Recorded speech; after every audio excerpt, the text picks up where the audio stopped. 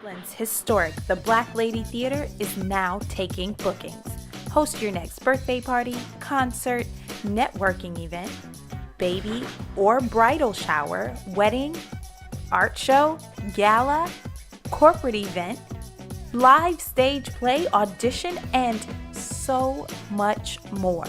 At the one and only The Black Lady Theater. Mention code GODCAST for 15% off your rental fee. Code good for the first time customers only. Valid for a limited time.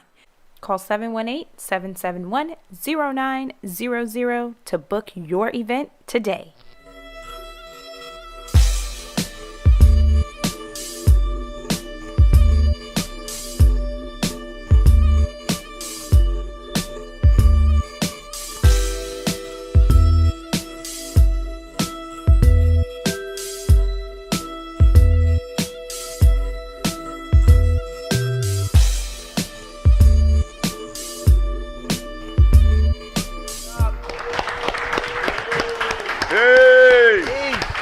Welcome back to Yanadameen Godcast. I'm Lord Jamar. I'm Digga. Yeah, we got Team Yanadameen in the house. We got our live studio audience in the house. Make noise. And we back for another week. Godfrey is still in the West Coast. Oh, he must be wheeling and dealing. And right? I'm like, he doing better than me. I'm back already. Come on, he rubbing elbows with Steve Harvey and all of that. Shout out to my man Godfrey. He hit me up and he will be back next week. So come on, check us out next week when Godfrey returns. But this week, shout out to our live audience too. Come on. Got Cousin Reality in the house. We got we got some C's in the house. We got the Born Mastermind in the house who's gonna come on later, and we're gonna build on some things. Right. Some nation building information that we're gonna bring to the table. But today, you have you and I. Yep. Me and Digga. The way we were. Okay. Word. Well, before we continue, you know, as one of the faces of new black media, you know, we need to get these, we need to get the support. That's right. You know, the financial support in order to keep this going, because I'm telling you, we're going to be able to say and do what we want to do because this is our thing. Like, this is not being co-opted by other people. But y'all got to make sure you support it. So go to cash.me/$, you know what I mean, patreon.com/Yanadameen or Yanadameen.com/support. You know, Bounty closed down. Really? Yeah, they closed down. Did you cash out? They cashed out, yeah. Oh. It wasn't much. It was a little something. Oh, okay. Yeah. But they're done, so no more Bounty. So yeah, cash.me/Yanadameen, patreon.com, and Yanadameen.com/support. Also, if you'd like to advertise with us, go to Yanadameen Godcast. Email us at yanadameengodcast@gmail.com. Yeah. Word. That's what we're doing. One more thing before we get started. Okay. There's a new business that's been started here at the Black Lady Theater, and I want to shout out Elite Graphics. Okay? Hey. Now, yes, black business. Elite Graphics by Printech. Okay, you can go to myelitegraphics.com. That's MYELITEGRAPHIX.com. Okay, for print and design specialists. You know, you can call them at 718-771-0900. They have a new customer special, 1,000 business cards for $50. Okay, now this is a black-owned printing company, and I happen to know a little something about printing. I had a friend that used to, you know, outsource printing and, you know, do people's menus and flyers and stuff like that. And that's another industry where white people really have a monopoly on the motherfucking thing. Like, they got the machines and, you know, a lot of the infrastructure to be able to monopolize on something like that. And you don't think of, you know, printing is something that you could really get paid off of, but it's definitely a big industry. So, listen, if you need for your printing needs, come to your own people, and we got you here at Elite Graphics, okay? Now, let's move on. Right on. BET Awards. BET Awards took place. I feel like I saw about 3/4 of it. 3/4 of it? Which okay. allows me, I think, to comment on it a little something. I've seen most of it, but I didn't see the very beginning. Okay. I'll be honest, I have zero idea who won what award. I don't think there's much of a distinction. I saw maybe. I saw battles. The Baby I saw won award. The Baby won. Oh like, yeah, I think he best got new artist or something like that. And I thought something interesting, and I don't know if this was the first year they did that, but they had an actual category for best international artist. Oh, I didn't see that. Yeah, and an artist from Ghana. I was gonna say, with all the craze of all the African and music that you're hearing right now, an artist from Ghana sense. won it. What I thought was funny about that was they actually had Tory Lanez from Canada in that category. I mean, he qualifies, and if that's the case, Drake should be there. I was about to say, right? I've never seen Drake in an international category. Oh, it was just interesting because you had these, extremely international artists, and then it's like Tory Lanez. Well, did Tory Lanez make one of those Joanna type of songs? You know what I mean? Did he make one of those? He might have. He might have. Yeah, I don't know his discography like that. He might. Actually, I think that's the art. Yeah, that's Joanna. Yeah, I think that's the song that won. Of course it was. Yeah. Like, I'm like, I think. Wait, ding, ding, ding. Yep, that's it. Yeah, that's the big international hit. Yep.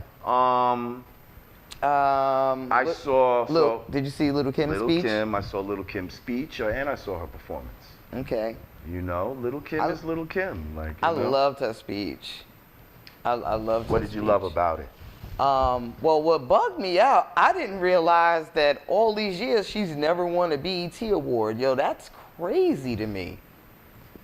I'm like, Lil Kim never won a BET award? She said she was tight. She got Grammys, she got everything. Now, did it get a little uncomfortable when she was like, yeah, my aunt was like, oh, those BET awards, those are for regular people and all that. She definitely shaded. Yo, I could feel like. She definitely shaded BET. I could feel the brass in the room be like, where is she going with this? Like, we're trying to big her up right now. No, but she brought it back at the very end. And it was perfect how she brought it back. But I'll be honest, I feel her. She made them feel it. I feel like, and without getting into why and all of the the politics behind it, I feel like this time 10 years ago, Lil Kim was getting shitted on.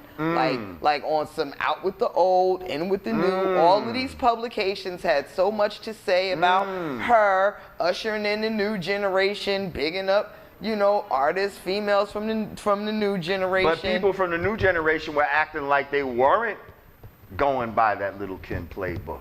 And now 10 years later, here's the acknowledgement. But this is what I'm saying, and I feel like a lot of these media publications played a part in gassing up that narrative, and now it's almost like y'all want to eat y'all words now. It's like now you're trying to make up for something that should have been done, and I'm gonna just leave it there.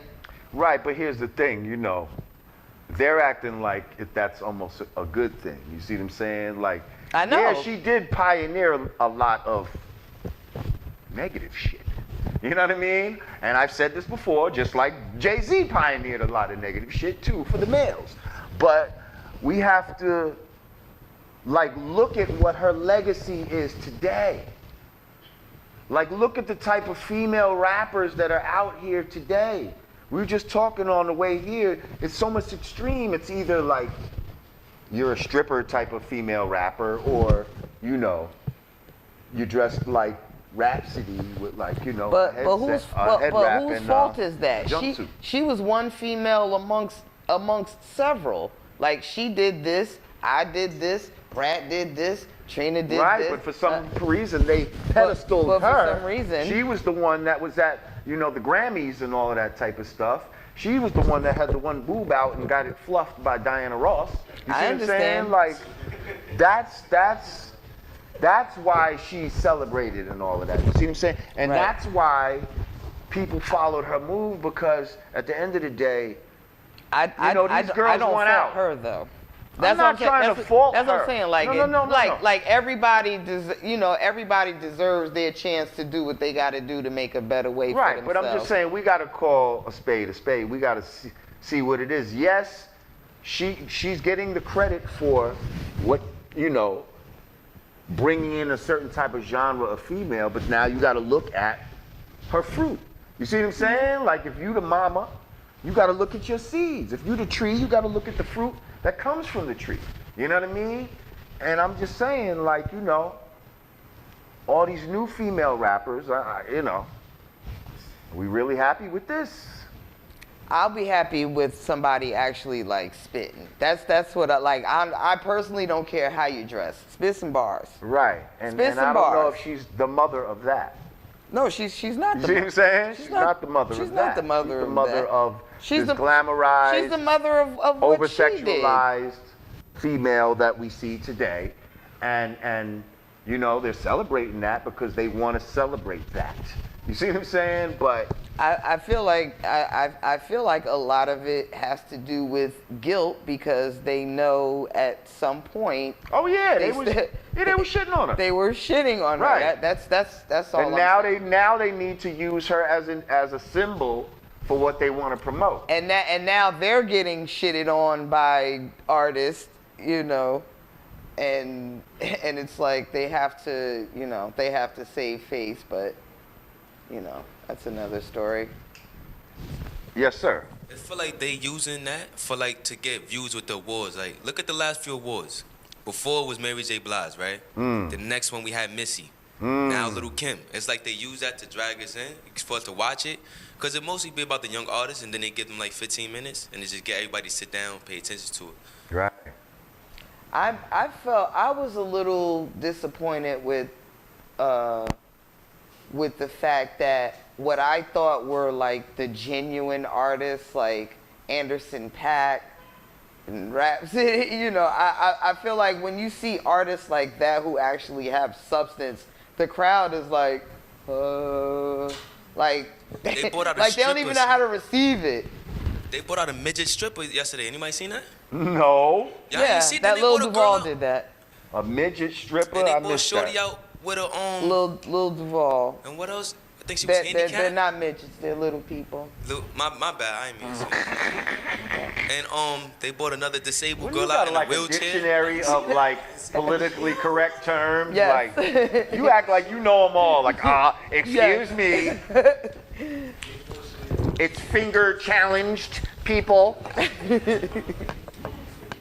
Yeah. He's a full-fingered person. But these things are entertaining. But you have, you'll have someone like a Rhapsody rapping Nina Simone, and everybody's like, it's Right. It's like, I knew she lost him as soon as I saw it said strange fruit. It's like, blood from the leaves. I said, half these people don't even read. Like, what? I mean, she talking about strange fruit. Are you kidding me? I'm happy that I'm happy that she got the platform to do that, and at least she may not be getting the commercial play, but at least she's being recognized enough to be able to absolutely to be at the BET Awards and be by herself, to be able to do that, even if the masses ain't getting it, it still needs to happen regardless. Now, she gave a little shot to Jermaine Dupri, Yeah, she did. which perked my ears up. I was like, ooh, am I coming next? Is she gonna say something about me right now? But it didn't come.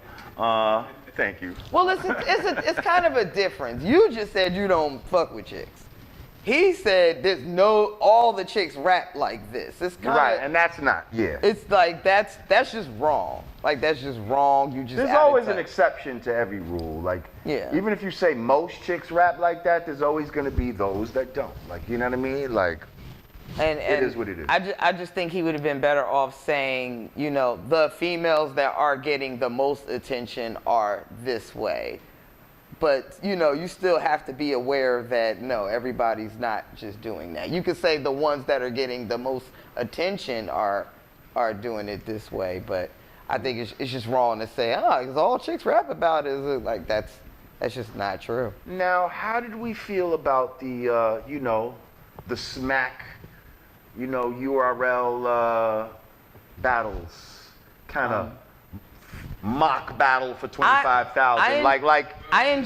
How did that feel? I enjoyed the battle. I like that they did it because it kind of like showed people like, this is hip hop. Like this, even though it seemed out of place. It seemed out of place at the BET Didn't it feel Awards. Contrived too? Like for people that really watch battle rap, you see what I'm saying? Not that I'm the biggest watcher of it, but I've watched quite a few, so I know. You see what I'm saying? How it really is compared to what that was, and that seemed like what it had to be. Don't get me wrong. Well, it's contrived because they had a time limit. You can't curse and stuff. Well, they could curse. That's the thing. It's no. crazy. The rest. If you see the rest of the performances, they were muting out their curses. Those those were. battle guys they just couldn't. They couldn't really contain it. I don't know. I liked the fact that they were trying to introduce this to a more mainstream audience. I understand that there were time constraints to it. It's not going to be as authentic as a real. It would be like watching Power on Smack channel 7 or something. It just. And do we want to really watch Power on channel 7? Is what I'm saying. Like, is it worth the knowledge of the show to sacrifice its integrity? You see what I'm saying? Like, because I felt like a lot of them guys wasn't feeling comfortable either. Like they weren't really in their element. First of all, for a lot of them, that was their first time performing in front of so many famous people at once. Right. Like if you think about those type of smack battles, it's a lot of just regular schmegular people in the crowd with some celebrities sprinkled in. You understand what I'm saying? Right. When you go to the BET Awards, it's like all celebrities in the crowd, all this jewelry flashing back at you, and you just like, for one of these guys, they probably like, oh, Well, I'll say this. That's the baby right there. That's the little baby right there. I'll say this. That's a baby. It may not have been the most ideal setting for a rap battle, but what I can say, for a fact, and especially like teaching workshops and stuff, like you would be surprised how many young persons don't know what real rap sound like at all.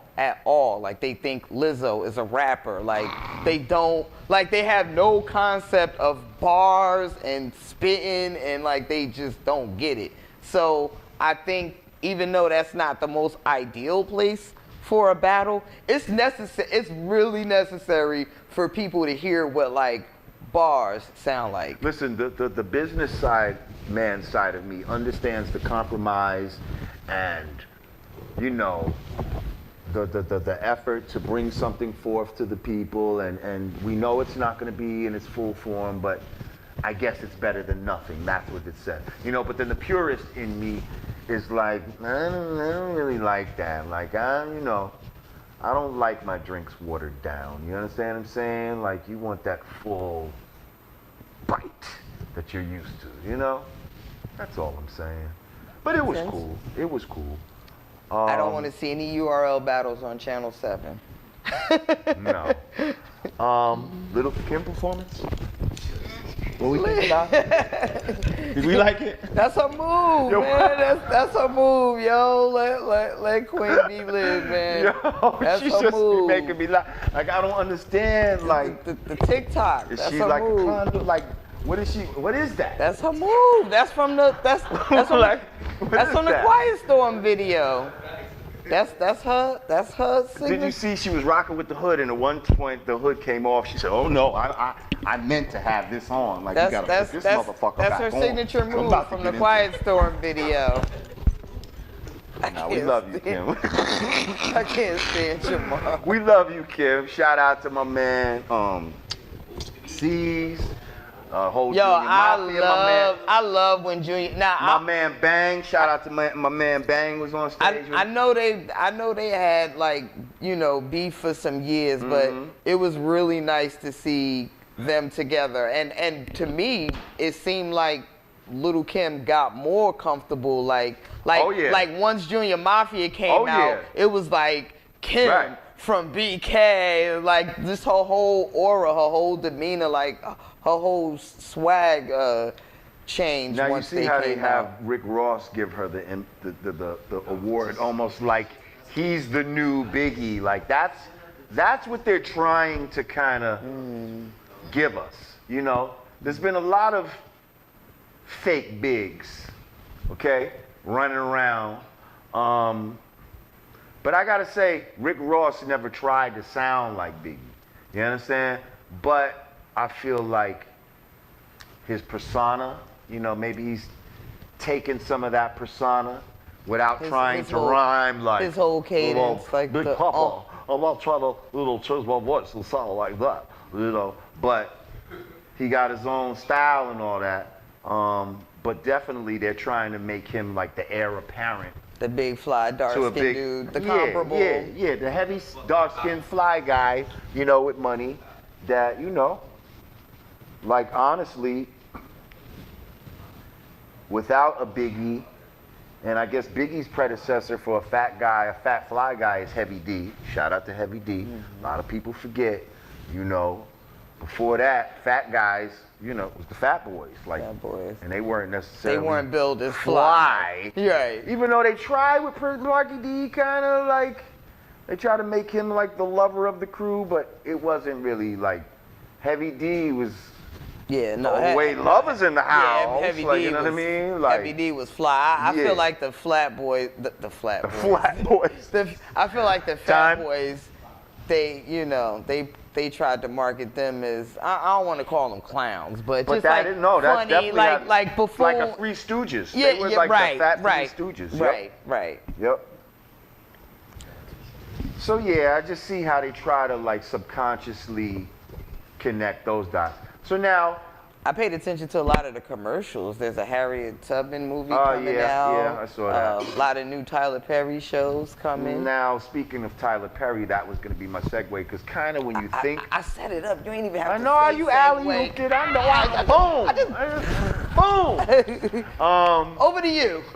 Take it away. So, but when you think about BET, you kind of have to think about Tyler Perry. I don't know. I just think of certain things remind me of each other, like Wildin' Out and Hollywood Squares remind me of each other, and I don't like either one of those shows, but anyway, they just remind me of each other. So, BET, Tyler Perry. So recently, Tyler Perry just opened his new studio in Atlanta, and I gotta tell you, from the looks of it, this thing looks super impressive. Super impressive. Apparently, this man's got more acreage than all the major studios of their lots, like Paramount, MGM, all that type of shit. I don't know if it's combined, but he has more acreage than all of them. Right. Some big ass lots built on a former Confederate plantation. It was a Confederate fort. Oh yeah, so it was like a yeah. Confederate army base or something like that. And then later it was an army base for the United States, or naval base or something like that. And now he got it. All the sound, like 12 sound stages, all named after different prominent, you know, original people from the film world. There's a Halle Berry stage, a Denzel Washington stage, a Will Smith stage, a Sidney Poitier stage. This man had beef with, with Spike Lee, and still there's a Spike Lee stage. Why? Because this man said, listen, my beef with him, that's it, it is what it is. But you cannot take away this man's contribution to film as far as what he did and pioneered for original people. So That's why I love Tyler. That's a hats off type of move right there, and it's honorable. I respect it. And you apologize for shading him before? First of all, what are you talking about? I didn't shade him. If I did shade him, it's because of other things in his personal life that I'm not even going to get to, that don't even matter right now, because this example right here, it crosses all of that. All of that doesn't matter. You know what I mean? Someone's sexual proclivities don't matter, when it comes to doing good works, and setting good example, And so, like he said at the speech that you previously loved and brought us here to the Godcast, where he said, listen, while y'all at the white man's table fighting for a seat, I'll be down in Atlanta building my own seat. You know what I mean? Building my own table and chairs and all of that, dining hall and all of that. Now you pull off exits and this shit says Tyler Perry Studios. Like, that's crazy. Like, the city had to adjust the city for this man. Like, when you making moves like that, it's nice, Why are you looking at me like that, yo? Because I'm just sitting here thinking about really all feeling the this crap right you now, was talking about Tyler Perry, but I'm because he be moving funny. But no, it wasn't even about but that. this is great. So what? He paid a bunch of layaway off. Yeah. So what? He paid a bunch of layaway off. All he really did was give a bunch of money to goddamn Target and all of that. Yeah, it's cool in a way, but at the same time, there's other things. But this is an example of something that you can get behind. I can get with this. I can say, yeah, Tyler. Shout out to Tyler Perry. Now let's take examples like this and keep doing for self. You know what I mean? Bravo, Tyler. Keep doing for self. Bravo. So we taking your example here at the Black Lady Theater. Maybe we're gonna name this room after somebody. I don't know. We'll figure it out. Gotta be the God Room. The God Room. I like the God Room. Okay. Well, listen. We're gonna take a break. We're gonna come back. We got more Yanadameen Godcast right after this. Peace. Welcome back to Yanadameen Godcast. I'm Lord Jamar. I'm Digga. We got Team Yanadameen in the house. What up, y'all? Yeah. Our live studio audience in the house. Make some noise. Yep. That's what I'm talking about. Yep. And of course, we have you at home. That's right. Okay, welcome back. Again, if you'd like to support this new black media, there's a lot of new black media out here. People like Tariq Nasheed and, you know what I mean? Sarnetta, brothers like that. Polite. This is new black media. You know what I mean? This is what they calling it. Okay. And we're a part of that, So if you'd like to support this new black media movement that's going on, go to cash.me/$Yanadameen, patreon.com/Yanadameen, or Yanadameen.com/support. We appreciate you. If you'd like to advertise with us, go to yanadameengotcast@gmail.com. Digga! Yeah. You're looking fresh, by the way, bro. Got the ACGs on. Thank you.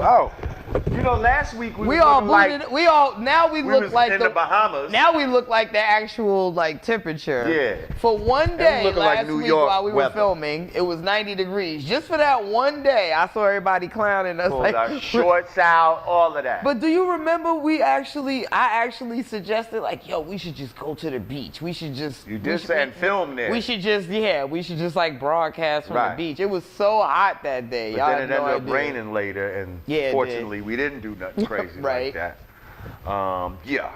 We would have had the soggy can. We could have cooked out in there. Oh yeah, then we was like, okay, the beach ain't realistic. How about we do the cookout from the rooftop? Right, because we have a rooftop out here now that someday we might actually. We've been saying all shoot something summer, from out there, but we gotta figure out the logistics. But I think it would be fly to do a little outside Godcast. Wait till it's October to want to follow up going outside. Also, if you want to see this show go on the road, there's nothing to stop y'all from, hiring us to come to your city and do it there. You know what I mean? We're going to have to take the whole crew, so, be prepared.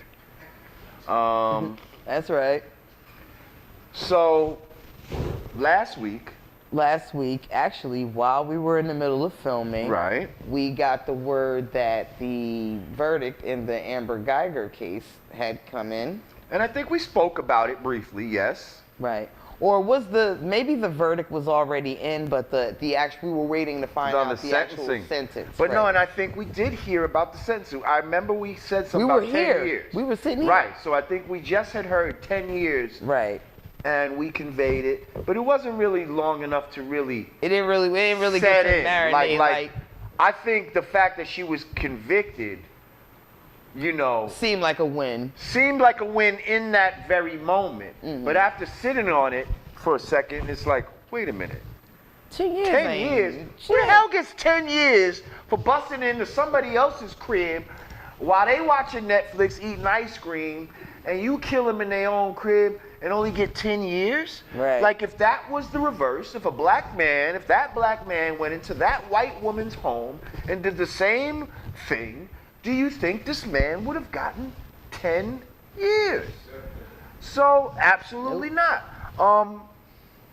So the time to process that, we didn't really have the time to process that as we do now, because again, the fact that she was even found guilty at all, I think, was kind of a surprise to everybody. But now that we've had time to really analyze it, let's unpack this thing, because there's some patterns here. Mm-hmm. One of the patterns is this 10-year shit. 10 years seems to be the max given to a white supremacist if they're forced to convict them. There's other cases where when certain police officers had to be convicted under, circumstances like this where they, did some racist shit and it was like no other choice, like, you know what I mean? Because they'll just straight up let them off type of shit. We've seen that time and time again. But it seems like 10 years is the max. Like, this lady should have got life. She should have got life. Or the death penalty. Or... Well, I think in order for her to get the death penalty, they would have had to prove it was premeditated. I don't know if they were able. Okay, well. I don't know if they were able to establish they had a relationship, but clearly 10 years was. Here's the thing: the prosecutor recommended 28 years. The prosecutor recommended 28 years, and somehow, the jury comes back with 10. Now, some of their excuse for this is, and we're going to get into the family and all that in a second, when they heard testimony about Botham from his family, and they kept saying from his family, about how forgiving he was of a person and all that, we believed that this is the verdict that he would have wanted, that he would have forgiven this woman and not wanting to see her, do such a lengthy amount of time. That was their excuse. That's a crock of shit. That's a crock of shit. Because if that's the case, well then why you convict her at all? If he's so forgiving, why you give her 10 years then? I just think in America... Because you felt she did something wrong. In America, white women are perceived to be these, like, timid, docile creatures, and just her on the stand crying just moved everybody. And especially with the blonde hair. Like, the blonde hair is a subliminal code, that, it's a symbol of white purity and, all of that nonsense. And so she up there boo-hooing. Because Remy Ma crying on the stand ain't mean shit. Right. So, Right. Remy Ma don't mean nothing. It's just, that's just a whatever. She up there talking about she gave the brother a little bit of CPR. When they questioned Did you give him CPR? A little bit. A little bit. Like, how do you give someone a little bit? A little bit. Why was it a little bit? She kept stopping because she didn't know where she was. Yeah, I wasn't sure. The prosecutor was so ill though. He like, okay, but you're giving the address, so how did you keep forgetting? You just stated the address. Like, you're full of shit. Yeah, He said, well, what happened when these people, when this came? Why didn't you continue doing it then? Because I was, I was still processing all of this. So it's bugging me out that like, and even in the midst of that phone call, she's like, oh God, I'm gonna lose my job. I'm gonna get fired for this. It's like, if you're the family, especially did she say that? Because I didn't hear that. Really? Like in the midst of her talking to the operator, she's like, oh my God, I'm gonna get fired for this. Right. Yeah. So you're worried. Like you're worried about like Which would also put you in a state of mind to be ready to cover some shit like forget this man bleeding out. You got enough wherewithal to realize you did something wrong. You might lose your job, but you don't have, but you're too incapacitated to realize where you are or to properly administer CPR. So when I'm listening to this call and then I'm looking at this brother that's begging the judge to let him go hug her, it's like, which leads us to the Coon Fest that ensued. See, that's not where the Coon Fest started. Now, I don't know if I think I might have mentioned it last week, but the Coon Fest started with the black bailiff going over there, stroking this woman's hair with a brush.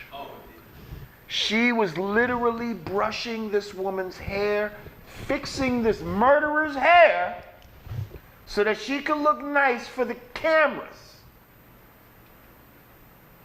Like, when have you ever seen this? A brother sitting there with his dreads falling down in front of his face. You think, come here, brother, let me come here and pull that back behind. You think that's gonna happen? I've never seen a bailiff come make any contact with a... Other than sit your ass down. Yeah, I was about to say, unless they being unruly. Unless they being unruly. Sit your ass down, or when they walk you up with the classic, hand under the elbow. Right. And the police love to do that, right? Don't they love to grab a motherfucker right here? Like, get off of me. But anyway, so she's stroking her hair. That's Coon Fest number 1. There's that. Now here comes Coon number 2. Judge. The judge. Can I hug her? Please. Like, again, when have you ever seen a white family who family member was killed by a black person go up there and beg to hug the killer? Just a few years ago, right here in Brooklyn, New York, there was a famous case of a white jogger, who was jogging out there in, I don't know, by Bensonhurst, some fucking where out there, and Sheepshead Bay, maybe, around there. And she got attacked, murdered. They brought in a guy who looks mentally...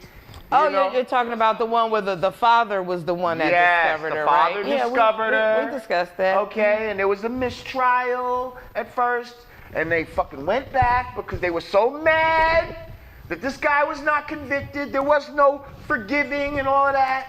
And they made sure that they got somebody for that murder. And I don't believe that this guy even was the one that did that. He didn't. He don't even look like he was physically strong enough to do that to her. But anyway, yeah, he definitely. There was no. Once his conviction came, there was just tears of joy from that family that this nigger who killed their daughter was going to jail. It was, can I hug him, please? None of that. Well, nobody, and his hair was looking nappy. I want to, Pete, nobody brushed it. Nobody offered him a wave cap the first. Nothing, Digga.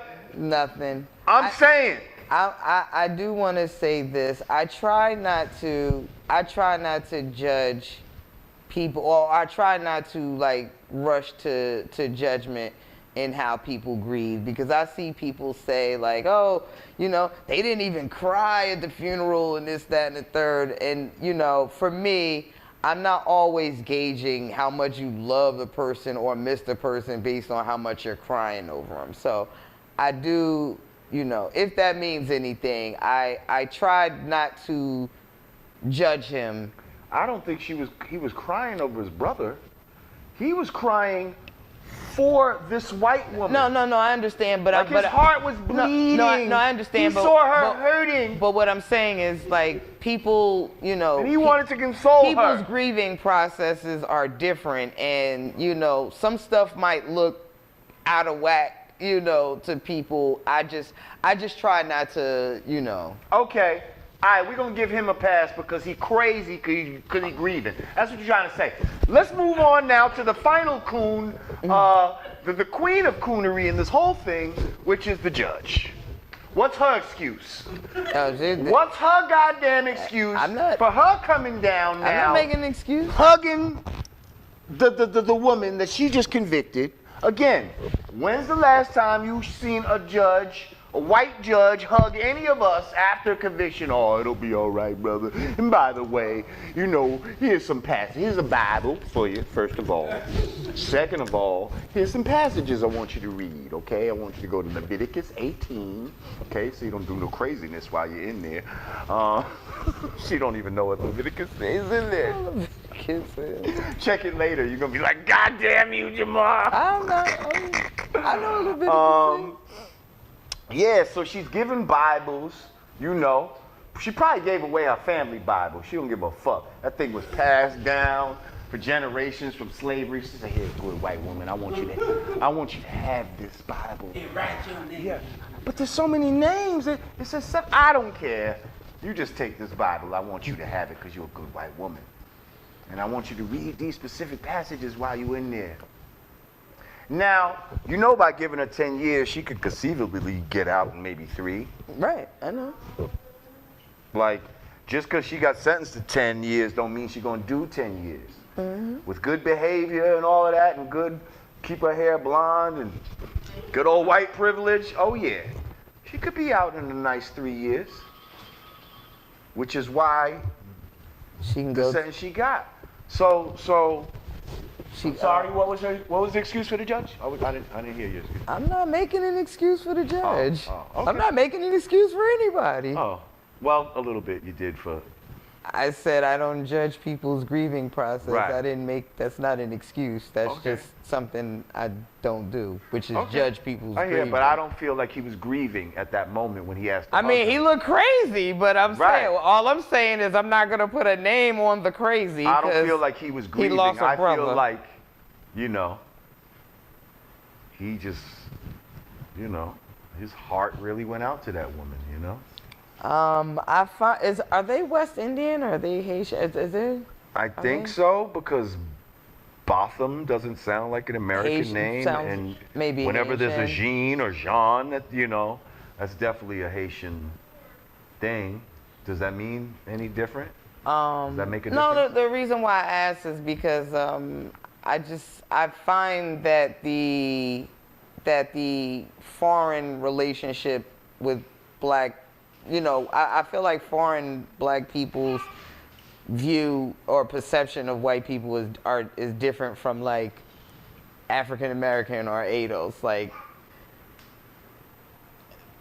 I feel like they come to America and that's like a goal to be like white people, or that's their standard of like success, or, you know, in this country. And it just, I don't know, it's just something that well, they ain't never gonna attain it. It's just something that I mean, I'm speaking just from like personal knowledge. Like I have a West Indian friend. I have a couple of foreign friends or, you know, that are not from here, and just their view of their blackness in America is different from mine. To say, and I know one of them voted for Trump. Actually, they both voted for Trump. one Jamaican, one Guyanese. Yeah, they voted for Trump, and yeah, I don't think they realize that they niggas. Put it like that. And that's why I'm saying, like, I'm wondering if. Gonna get pulled over by the police and they'll find out. Well, listen, you know, my thing is, you know, just keep it equal for everybody.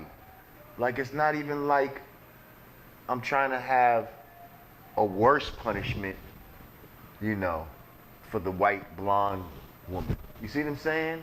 I'm just saying the shit needs to be equal.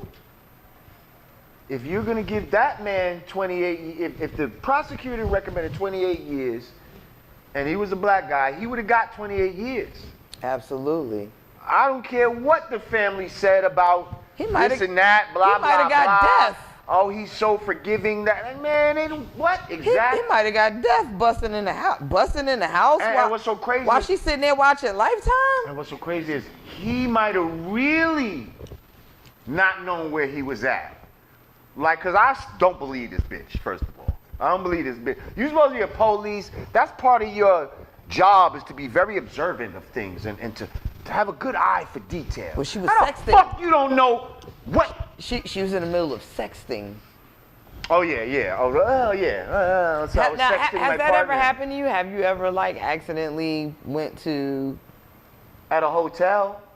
a? At a hotel, I got off at the wrong floor and went to the wrong door, and quickly realized I was at the wrong door when my door didn't open. Right. Like you. How'd she get in there? How'd she get in there? I think that's. The what was broken? Why has he got broken door latches? You can't fix the brother door latch in a luxury apartment? So he didn't. Okay, so at no point in time he didn't open the door. He didn't answer the door. No. So. I think it's a deadlock. Nah, you know the deadlock doors? You know how your door automatically locks? Right. I think it's deadlock was the norm. Right. So she might have was just able to open it. Okay. So first of all, there was a red mat either in front of her door or not in front of his door. Either one. Like either she had a red mat or he had a red mat. When she got there, either the red mat was there or it wasn't there. Like, And so she- this is and that one should've of been the indication indicators number that you're one. not at your door, dummy. You know what I mean? And indicator number 2, once the door opened, you should have been able to see The like, decor the TV and all of not that. in the right place. What's crazy? Why everything with police, it always mean they gotta shoot you? Like every single thing, like they always make an excuse about that. You know what I'm saying? Like they can't tase. Like, oh shit, I was They scared. can't- I shot him. Let's just say if he wasn't her crib, like your first thing is always it be that Right. with everything. Yo, he reached for his pocket, I gotta shoot him. Right. Yo, He's he about. did this. Why wasn't it? You hold him. What are you doing here? Put your hands up, freeze. Put your or something, hand- you know what I'm saying? What happened to that? The training was supposed to retreat. That's probably why she got. Oh my God. The training said retreat. Right. Which is what she should have. Yes. If she walked in there and thought somebody was in there, She was she supposed should have to- pulled out her joint and backed up. She was supposed to back and got up, on the call phone. back up. All of that. I bet such and such. All of be that. Back up. Yo, I think somebody's in my crib. Hold up. This is the 5th floor, not the 4th floor. What am I doing? Never mind. I fucked up. You know what I mean? Like. Also, like Tragedy said last week, he's eating ice cream. Like, you know, it's not even like he's in a position Right. where he looks like he's about to attack.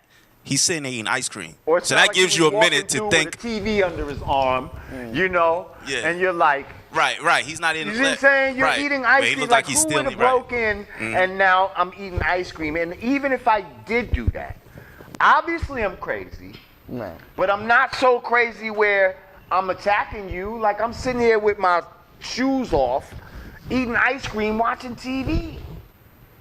Like, who does that? that's robbing a crib.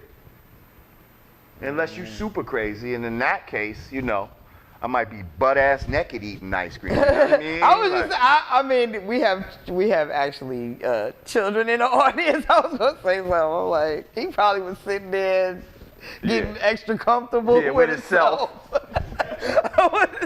I'm like, how do you say that in front of children? It is band parts. So, choking his chicken. Dipped in some ice cream. In the ice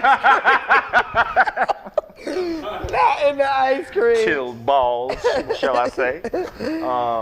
Oh my goodness. This is just, none of this sounds threatening. None of this sounds like he should have been shot. Yeah, nothing warranted. Just pull out the gun and shoot. Even if you thought this was your crib. Even if you thought this was your crib, but you know what? These bastards have a bloodlust to kill a black man. Like I'm telling you, a lot of them cannot wait. Oh well, you saw the Hollywood exec a few weeks ago. Oh, I hate niggers. If there wasn't a law, I'd kill every one of you. Oh, it was a Hollywood exec? That's who that was? Yeah, she's oh wow. she's Some kind of makeup, special effects. Really? Yeah, really prominent in Hollywood. Like a high-ranking exec. Yeah. Are we surprised though? Are we really surprised? Like, you know, how you feel? This look bad too with him trying to hug the lady and everything, cause now they gonna be like, yo, they don't even care if we kill him. You get what I'm saying? Like, think about it. They just forgiving us and all. Right. Like, it seems like we're always the forgiving, turn the other cheek. But nobody want to forgive us. You know, but we don't get that same sympathy. When the two cops got shot in Brooklyn, and I don't condone that, but the arrest went down. You get what I'm saying? If we not doing nothing, I'm not saying we just gotta start shooting police, but come on, like, we just gonna keep getting shot and not doing nothing? Yeah. Interesting you say that. Now, the show hasn't aired yet, but something I noticed during the BET Awards, there's a new series starting on BET called Cop Watch. So it's going to start highlighting, you know, all of the wrong, like, I guess people are, you know, going to be watching cops. First of all, that's very popular on the internet. Like, me and my brother watch shit like that all the time. Oh, like, okay. there's people out there that go to places and show how the police try to violate you. Like, they might go to like a post office or something like that and start filming. So it's just now, filming. Now they'll have a sign outside that says it's legal to film in the post office. Okay, and like I was talking about, there is no expectation of privacy when you're in public. So these start filming people from the post office. You can't film in here. Why not? It says I can film. They call the police on them. It'd be all this kind of nonsense. But these people know their rights and all of that, and so they start filming the police. And basically, it's this whole, you know, it's a lot of different interactions where they're schooling the police on the law, basically, and common people. You know what I mean? You go into a place, don't film me. Well, there's a bunch of cameras in here right now. How come you're not mad at these cameras, but when I pull out a camera, you're mad? You know what I mean? Like, we living in a crazy world right now, but I'm pretty sure that's what's that based on, because there's a lot of different people that do that around the country. Okay. Well, now it's actually coming to BET. I actually was trying to get one of those guys up here, but they stopped putting out some of their videos. You can't find them right now, but yeah.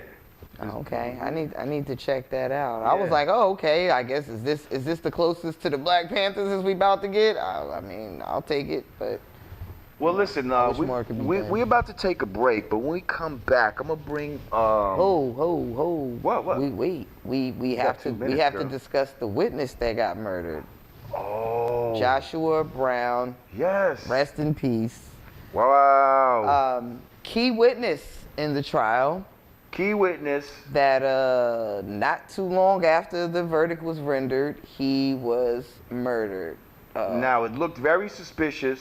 Okay, our immediate thoughts was that the police did this. Mm-hmm. Okay, now, supposedly they come out and supposedly it was a drug deal gone wrong.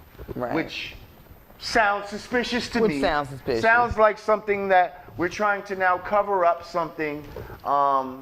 Or we always, in most black cases, we always have to demonize the victim. Right. Basically, and I think that's kind of what's happened here. Rest in peace to that And brother. now we can just wrap that up and tie it in a bow. Rest in peace to him. Listen, we need to investigate this. Let's not let this go. Let's not take this story on face value. With the black cop announcing, yeah, we found the suspects. Right, yeah, oh, it's a black cop. 30 seconds. Listen, okay, listen, we're gonna take a break. When we come back, we're gonna get to some nation building discussion. We got the guy, Born Mastermind. We're gonna come talk about forming a tribal government. That's right, the science of forming a tribal government when we come back. Yanadameen Godcast. Hey! Welcome back to Yanadameen Godcast. I'm Lord Jamar. I'm Digga. We got Team Yanadameen in the house right about this time. Live studio audience, make some noise.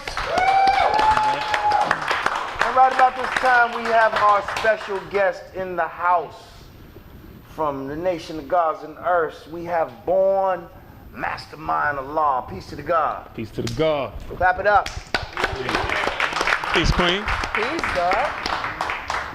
Now, the God is here today to discuss a form of building, a form of nation building, shall we say, in the form of the knowledge of a tribal government and how a tribal government is formed, why you would want to form one, the benefits of such tribal government. So please take the floor, tell us about, you know, what you brought to me. And I had the, you know, the privilege of going to a meeting and sitting down and really seeing what it's about, and felt like this is something that the people need to hear, know about. So, Bill, God. Thank you, my brother, for having me on the show. Absolutely. And Queen. Well, again, my name is Born Mastermind Allah. I'm the founder of Nation Business Builders, which is an organization dedicated to the socio-political and economic growth and development of the black community. And when I say black, I mean, you know, so-called African-American, Hispanic, Caribbean, West Indian, African, the whole thing. I'm also the founder of Allah's 5% Nation of God and Earth tribal government, which is an aboriginal nation state. Now, what a lot of people don't realize is that right here within this country, there are over 550 autonomous tribal nation states that are federally recognized for so-called Native Americans. Now, out of those 550 federally recognized autonomous nation states, a vast majority of them are Mongoloid, so-called Native American Indian. Now, the term Indian is a misnomer. According to Black's Law Dictionary, 4th edition, the term Indian only means indigenous North American, right? Somebody who's native to this part of the world.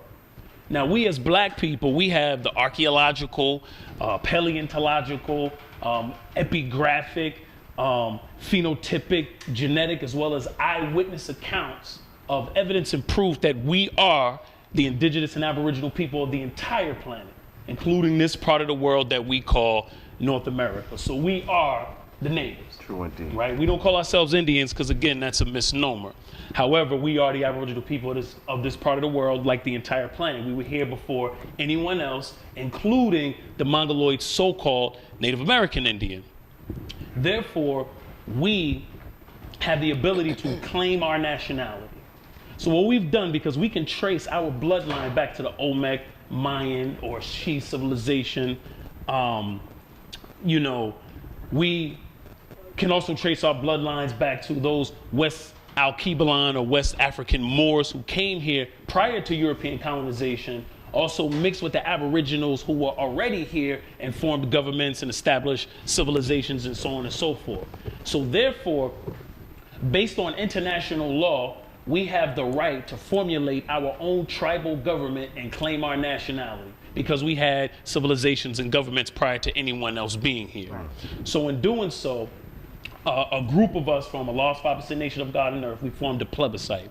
And what a plebiscite is when a group of people come together to take a vote.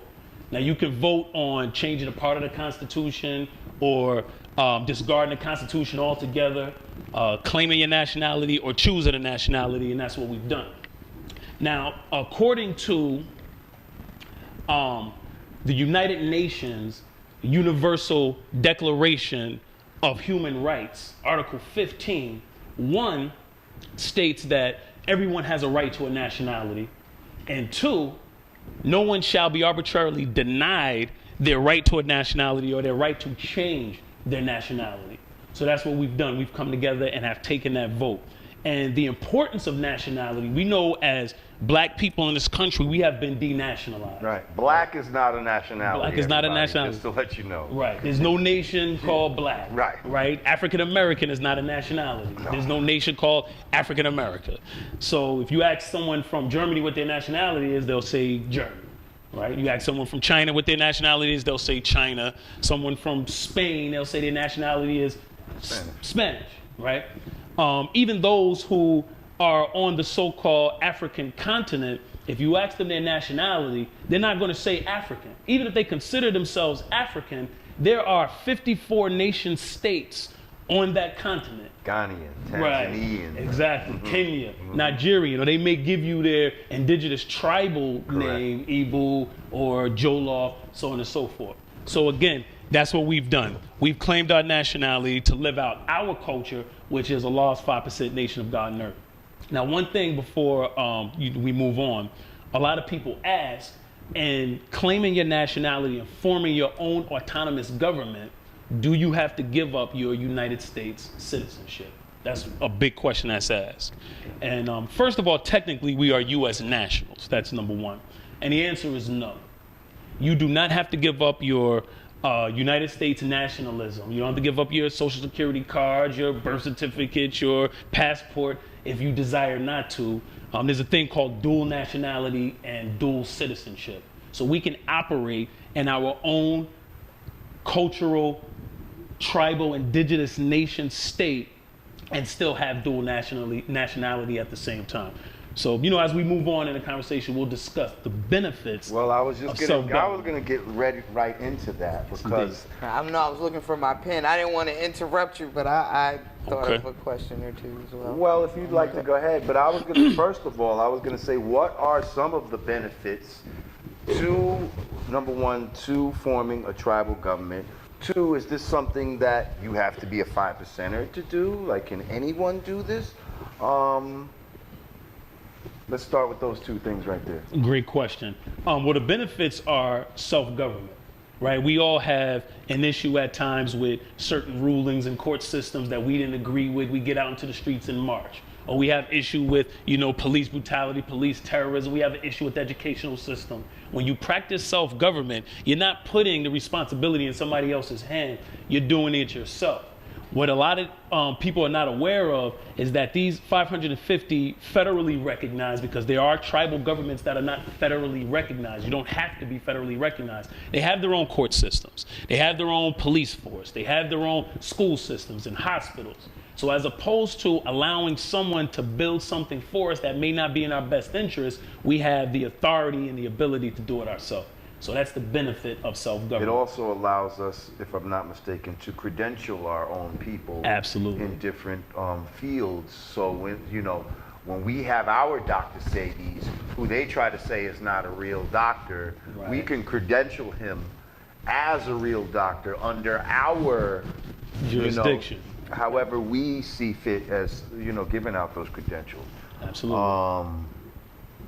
You actually asked part of my question, because one of my questions was the people that come together. Is that, can that be anyone? Like, who determines who the people are that are coming together? For the plebiscite? Right. Yes. Okay. Now, just generally speaking, if you can trace your history back, as we have, the evidence is all over. And again, it's in books, it's in museums, so some people know our history more than us. So any group of people can come together and form a plebiscite and choose their nationality based off of international law. That can be done. In terms of our plebiscite, it's for a lost 5% nation of God and earth those of us that came together. However, it's open to anyone who wants to learn the culture or simply learn how to practice their autonomy through self-government, then they can join us as well and support, and we'll, you know, show them how to do that as well. Okay. One more question. I'm sure I'll have more, but now, once you are, you know, once you're this official, you know, your own standing government, are you allowed to say to like the public school system, like, no, under my, you know, under my law, my child isn't, you know how they have their school laws, like, oh, you missed 5 days, the parent has to go to court. Like, are you allowed to say, well, under my nationality, you know, my child isn't obligated to attend take vaccines, school. all of that. Right. That's a good question. When you are in your jurisdiction, once you establish your own jurisdiction, then you create the laws of the land according to your constitution of your nation state. Now, if you're in their jurisdiction, you're still under their rule of law. So the schools that we design and develop, obviously, is going to be based for us. It's going to have our rules. So there'll be private schools as opposed to, you know, this at home. When you teach at home schooling and all that, you're still under the jurisdiction of the government, so they give you the curriculum and all that type of shit. Yeah, that's still that's still a form of they public can't school. tell you what the curriculum is or nothing like that. Right. correct. Let's talk about some of the tax benefits, maybe. That's something that's attractive to the people. Let's talk about that. Well, according to the United States Constitution, Article 1, Section 2, Clause 3, indigenous people are not to be taxed. So when you establish your business, you register businesses under your jurisdiction, you purchase home or property under your jurisdiction, there's no sales tax, there's no property tax. You can even go into different stores, whether it's, it could be Home Depot or Walmart, and you have your indigenous identification on you, you can also get things that have no sale tax as well. So these are definitely the tax benefits, because again, being that we were here, you know, running governments and running our own civilizations, and people came and disrupted that, you know, there's no right, even according to their law constitutionally, for them to try to tax, you know, what it is that we are doing. Okay. So let me ask you something on a different level. What do you say to, you know, because you know you always got people out here that want to say stuff that when they're not a part of something. What do you say to some of the gods out here that might be claiming that you're trying to start your own new nation or something like that? What do you say to them? Right.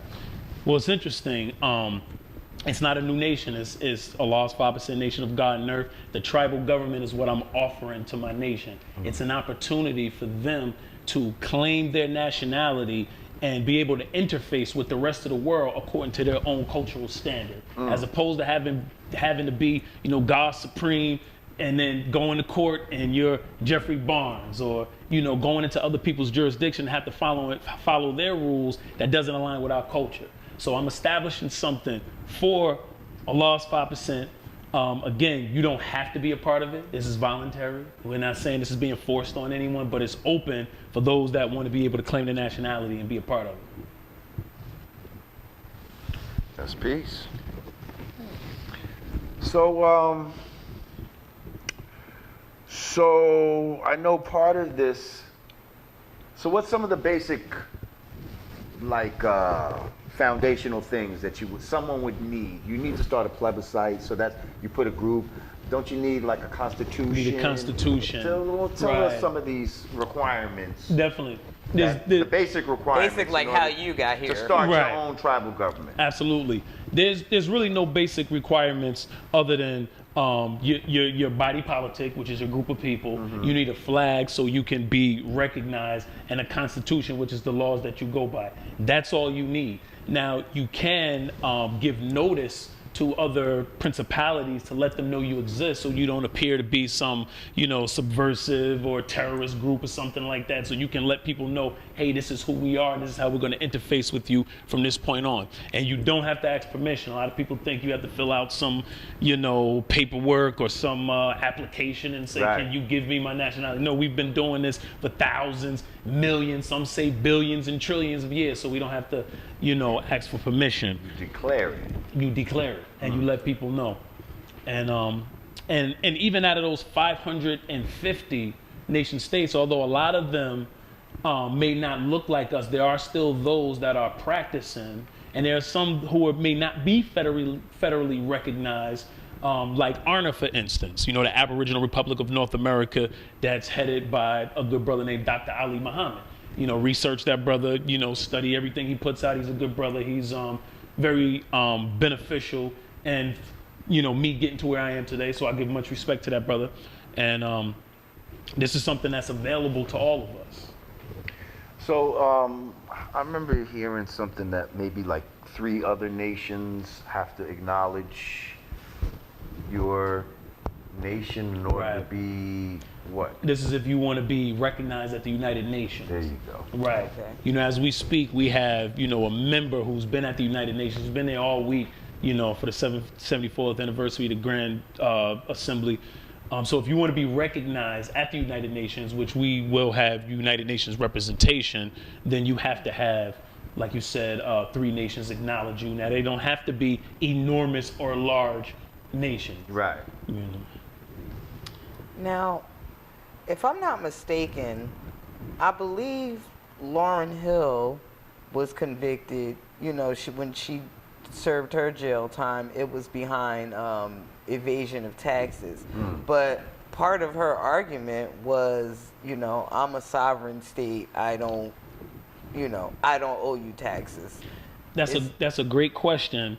And because I want to... Is that a legitimate defense? It's not at all. And I want to stress, this is not sovereign citizen ideology. That does not work. 501(c) and all of that. That does not work. You get out there with that madness. There's some people who swift with the lingo. That's what got Wesley locked up. That's what I'm saying. There's some people who's nice with it who That's can, what got Lauren who can locked get up. over on some people who's not as sophisticated, but ultimately that does not work. You need a body politic. It takes a group of people that's sovereign citizen, don't mess with it. We don't deal with that. This is based off of international law, and first and foremost, universal law, because, as the original people, there's no one who can tell us how to carry out our culture. But based on international law, when you deal with the League of Nations, it's completely lawful. So, what do we do to take this to the next step? What's the next level for this? I know there's a firm that specializes in this, yes? Indeed. There is a firm, by my brother who I mentioned, Dr. Ali Muhammad, Aboriginal Republic of North America, who specializes in structuring and assisting in structuring nations and so on and so forth. And again, they've been very, assisting to us as well. But the next step is for us to get out here and do it. We realize that we have institutions that we have to build. We have agricultural initiatives, right? There is a science on agriculture that's unique to the biology of original black people. So we wonder why we're getting sick, but we're consuming food from everybody else that's grown specific for their biology.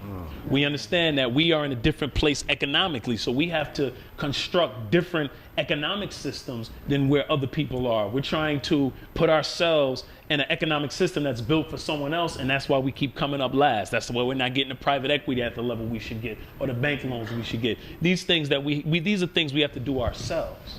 So I'm number one, encouraging all those who are or claim to be a part of a lost 5% nation of God and earth to contact me, join our plebiscite so they can claim their nationality along with us, and correspond and speak to the rest of the world, interface with the rest of the world with who they are and their cultural standing. Right. Right? So my information is there, how to reach me. Right? I can be reached at bmastermind@nationbusinessbuilders.com. That's the letter B, mastermind@nationbusinessbuilders.com. If you're not a part of the 5% Nation of God and Earth, still contact me if you're interested in learning about the culture, if you're interested in learning about how to form a plebiscite, how to form a tribal government or nation state. Again, you can reach me at bmastermind@nationbusinessbuilders.com.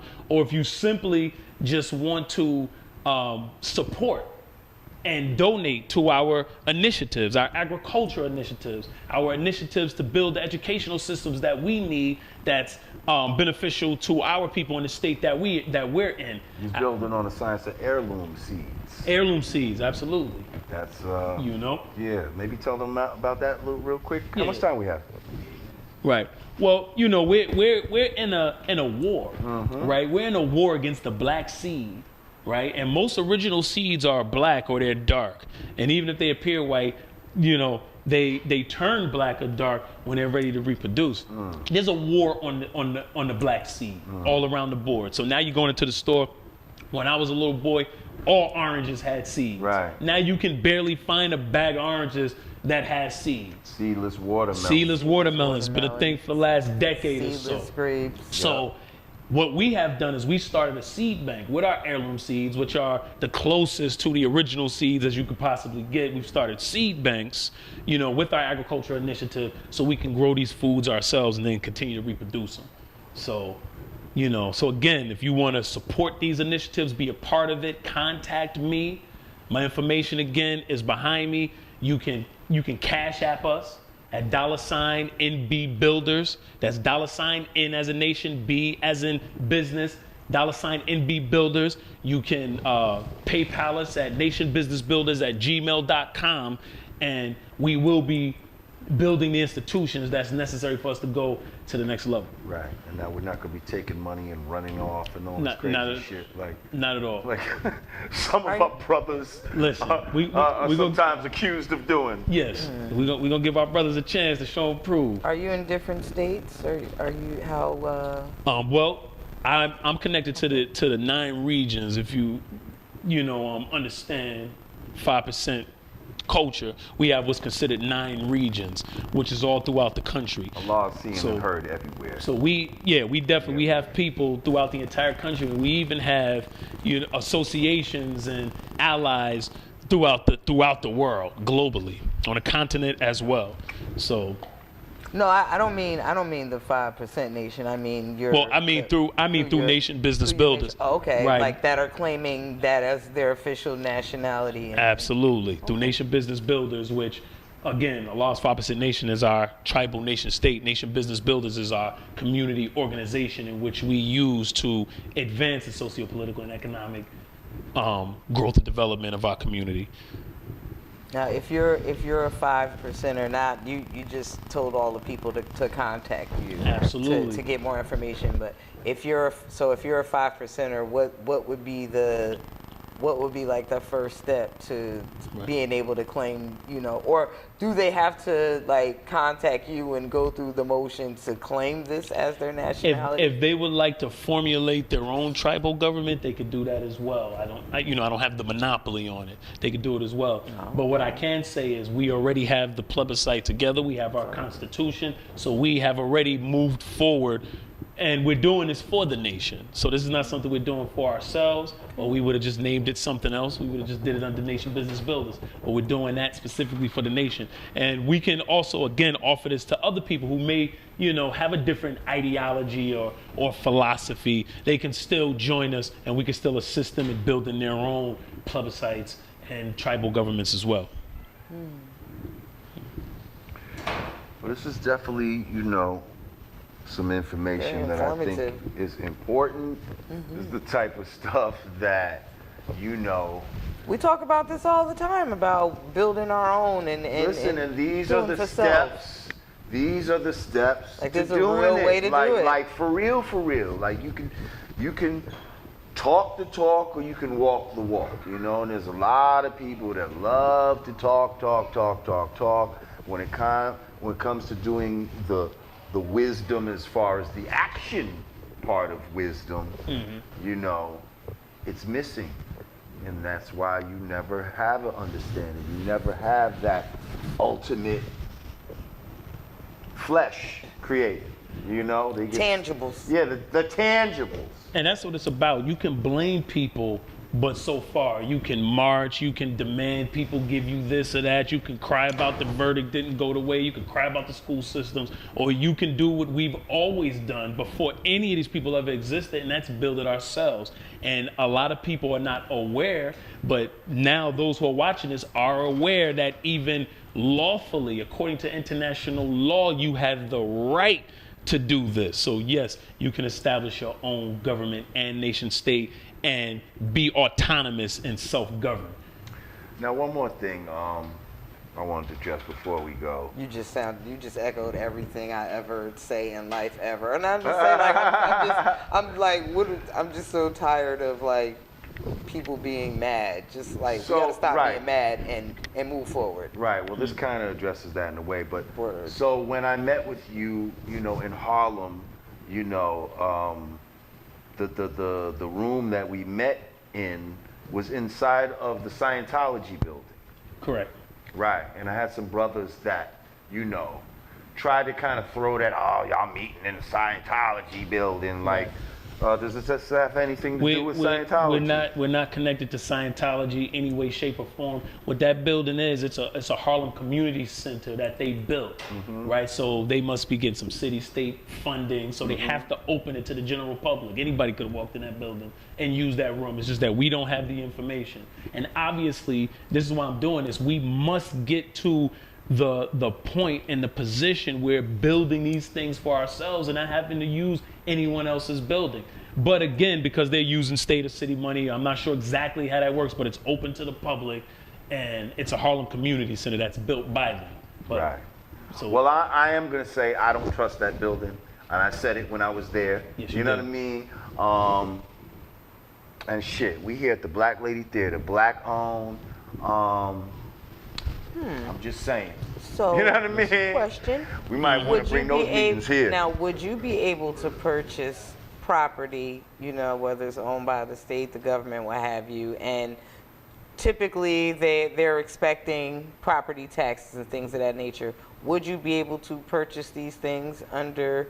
Absolutely, you'll be able to take you be able to purchase it. Not only purchase it and not owe them their annual taxes. Right, because it wouldn't be owing them at that point. You have to register the property as within the jurisdiction. Got you see what I'm saying? And not only can you do that, you can convert a property that you already own into our jurisdiction and no longer pay the property taxes. That you've been paying tax on already. Right. Doesn't have to be a new property. Well, listen, God. Oh, that was great. This is great. Once again, give the gods your give people your website and where to contact you before we get out of here. Definitely, you know, contact me again. All those who are members of a lost populated nation of God and earth, we want you to join our plebiscite so we can claim our nationality together as a body politic. It's not something new. You can reach me at bmastermind@nationbusinessbuilders.com. That's the letter B, mastermind@nationbusinessbuilders.com.